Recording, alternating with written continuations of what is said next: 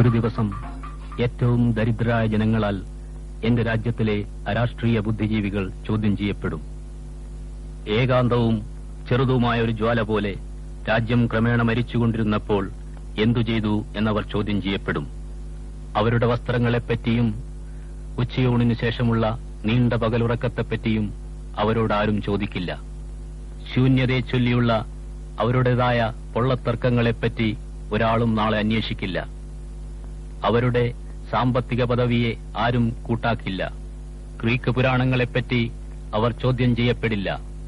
ഒരു തീരുവെപ്പോലെ അവരിലൊരുത്തൻ തൂങ്ങിച്ചാവുമ്പോൾ അവരനുഭവിക്കുന്ന ആത്മവിദ്വേഷത്തെപ്പറ്റി അവർ ചോദ്യം ചെയ്യപ്പെടില്ല.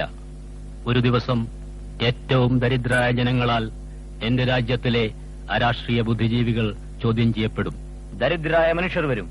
ഈ രാഷ്ട്രീയ ബുദ്ധിജീവികളുടെ കവിതകളിലും കഥകളിലും ഒരിക്കലും ഇടം കിട്ടിയിട്ടില്ലാത്തവർ, എന്നാൽ ദിവസവും അവർക്ക് അപ്പവും പാലും കൊടുത്തവർ, ഇറച്ചിയും മുട്ടയും കൊടുത്തവർ, അവരുടെ വസ്ത്രങ്ങൾ അലക്കിക്കൊടുത്തവർ, അവരുടെ പട്ടികളെ വളർത്തിയവർ, അവരുടെ കാർ ഓടിച്ചവർ, അവരുടെ ഉദ്യാനങ്ങൾ കാത്തുസൂക്ഷിച്ചവർ.